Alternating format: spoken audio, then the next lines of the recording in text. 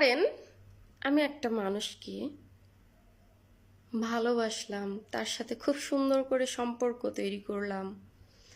তো যখন ওই মানুষটা আমার প্রতি আসক্ত হয়ে গেল, ঠিক তখনই আমি ওই মানুষটাকে মাঝ রাস্তায় ছেড়ে দিলাম। হুম। তো মাঝ রাস্তায় ছেড়ে দেওয়ার পর সে কষ্ট পাইলো, যন্ত্রণা পাইলো, কান্নাকাটি করলো, মানে সব কিছু করে তারপরে লোকটা ওইখান থেকে উঠে আসলো।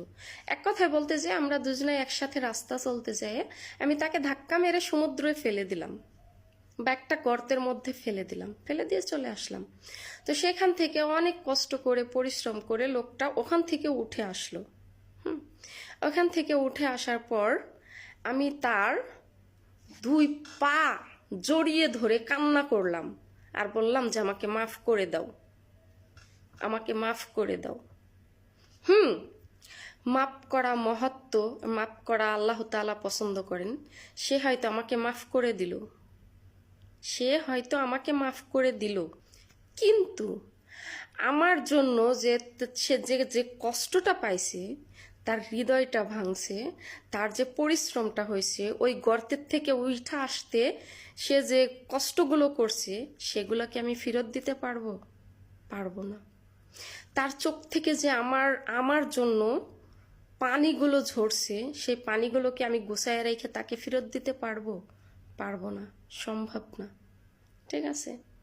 হ্যাঁ, আল্লাহ বলছেন মাফ করা নাকি মহত্ব, আর আল্লাহ তাকেই পছন্দ করেন যে মাফ করেন। হুম। আর মাফ করার এটা এতটাই বড় যে সেটার কোনো মানে নির্দিষ্টতা দেয় নাই যে তুমি মাফ করলে, মানুষকে মাফ করলে জান্নাত পাবে বা এটা হবে ওইটা হবে, এমন কোনো নির্দিষ্টতা দেয় নাই আল্লাহ, নির্ধারিত কইরা দেয় নাই যে মাফটা এত বড়ই মহৎ। তো সে আমাকে সেই কথা ভেবে মাফ করে দিল, কিন্তু এই যে কষ্টগুলো, সেগুলো কি আমি তার কষ্টগুলো দূর করতে পারবো? সেটা তো আজীবন তার মনের মধ্যে থেকে যাবে।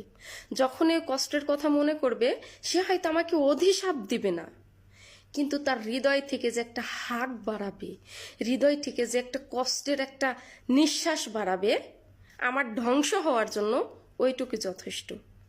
তাই নাকি? হুম। তা আমার মনে হয় কি, যে কারোর সাথে সম্পর্ক গড়ার আগে সেটা আমি রাখতে পারবো কি পারবো না, এটা দেখা আগে প্রয়োজন। যদি আমি তার সাথে সম্পর্কটা না রাখতে পারি, তাহলে তার সাথে সম্পর্কটা গড়াটার কোনো মানেই হয় না। সে যাই হোক, তাকে ইগনোর করাই ভালো শুরুর থেকে। ঠিক আছে না? আমি এটাই মনে করি, আমি এইভাবেই চলার চেষ্টা করি। আলহামদুলিল্লাহ।